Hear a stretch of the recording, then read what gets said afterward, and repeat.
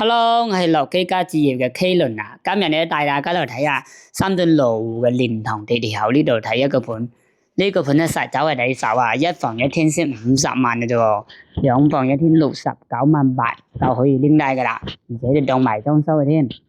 好啦，而家我哋去睇下樓先，一陣間見。好啦，而家我哋嚟到屋苑呢度啦，呢度咧係3樓嘅，係帶埋電梯。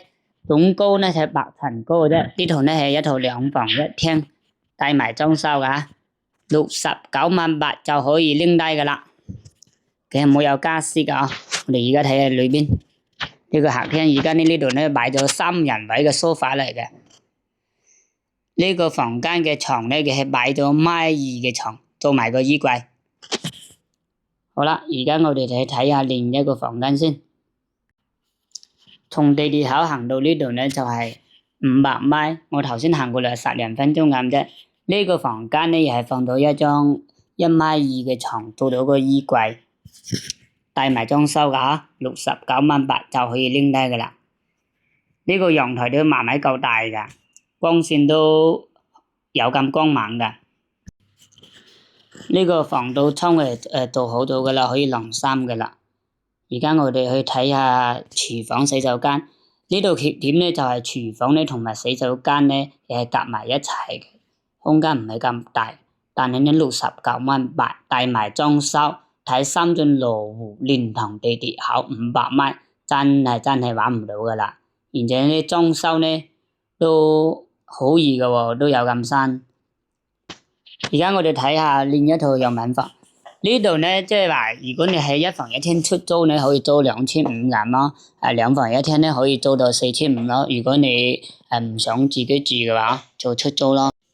呢個盤咧，仲有一個好大嘅缺點咧，佢就係唔係鄉民房，佢冇有房產證嘅，佢係城中村，係嗰啲小產權房嚟嘅。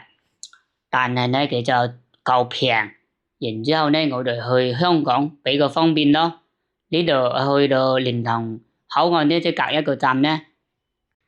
如果你冇有咁在意有冇有房產證要有去香港通勤嘅，咁咧就可以考慮下呢度。自己住得，出租又得。呢度咧出租唔係問題嘅，放盤出嚟，第2日、第3日1個禮拜之內可以租出去噶啦。好啦，如果對呢個盤有興趣嘅話，上面有2個二維碼。一個係WhatsApp，一個係 WeChat，或者你睇深圳其他區域想揾其他盤，唔理係鄉民房仲係小產權房都可以嘅。你將你嘅需求揾俾我知，我同你揾盤。我喺深圳呢邊做地產做咗10幾年噶啦，唔理你係買鄉民房仲係小產權房，我都可以幫你分析，避免有嗰啲風險。又講翻轉嚟啦，港人朋友。買鄉民房咧簡單啲，係告到就得啦。買小產權咧一定要小心，有啲有風險㗎。我呢邊係專業嘅，我有問題可以幫你避免。我係 K 輪，我哋下期再見，拜拜。